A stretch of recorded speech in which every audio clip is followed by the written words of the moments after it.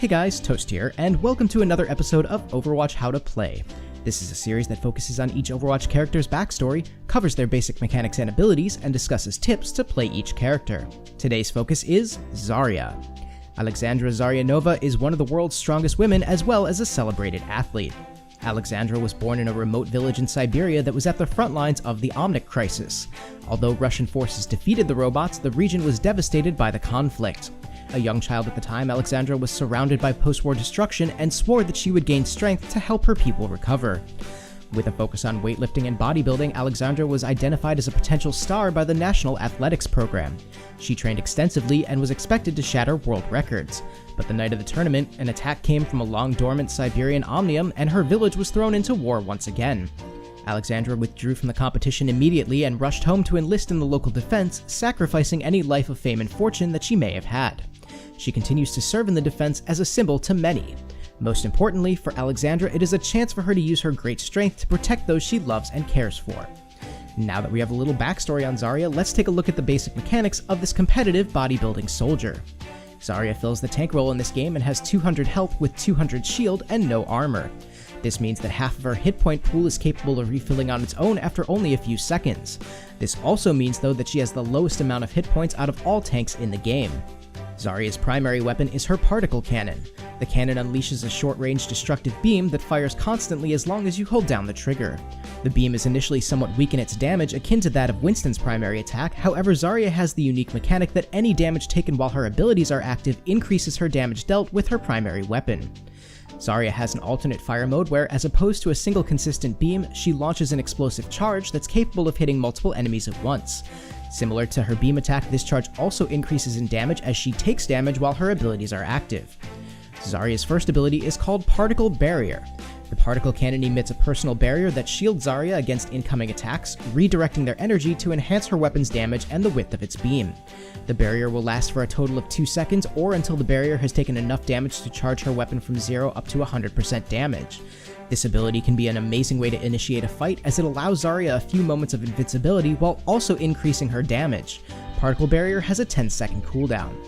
Zarya's second ability is called Projected Barrier. Similar to Particle Barrier, her cannon emits a barrier that shields any targeted ally.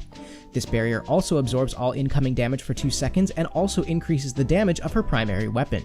Projected Barrier also lasts for 2 seconds, has a 30-meter range, and has an 8-second cooldown. Zarya's ultimate ability is called Graviton Surge. Zarya launches a gravity bomb that pulls in any enemy within its range and damages them while they're trapped. The nice thing about Zarya's ultimate is that you really only need 1 or 2 other allies near you in order to make it extremely effective. Because it holds all enemies in place, if you use it while you have your Particle Barrier and Projected Barrier available, then you can not only hold enemies in place, but also attack them, protect yourself, and protect an ally all at the same time. Now that we have an understanding of her abilities, let's talk about some of Zarya's strengths and weaknesses.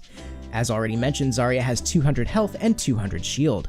Because half of her hit point pool is shield, that means that even if she manages to get out of a fight with only 1 health remaining, after only a few seconds she'll be able to jump right back in with over 50% of her health.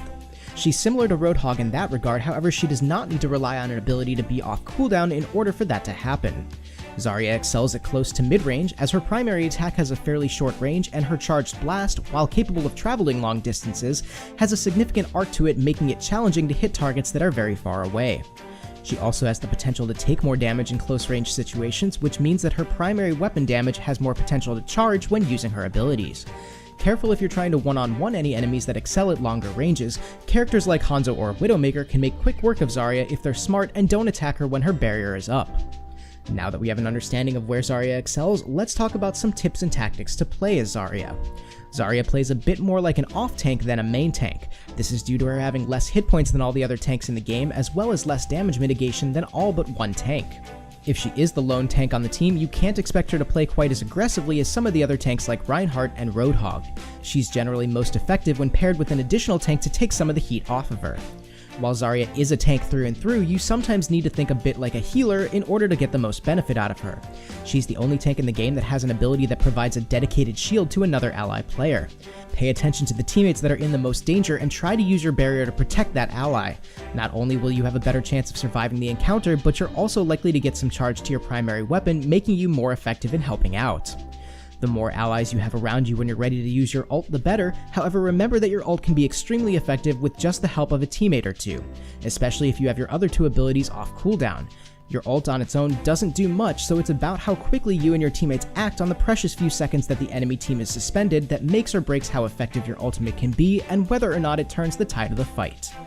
But that's going to do it for today's video. I hope you guys enjoyed. Let me know in the comments if you feel better equipped to play Zarya now, or if you feel that there are some aspects that I missed that you want to share. If you liked the video, please leave a like, and if you want to see more content, please subscribe and follow me on Facebook and Twitter, links in the description below. Thank you guys so much for watching. This is Toast, and I'll talk to you soon.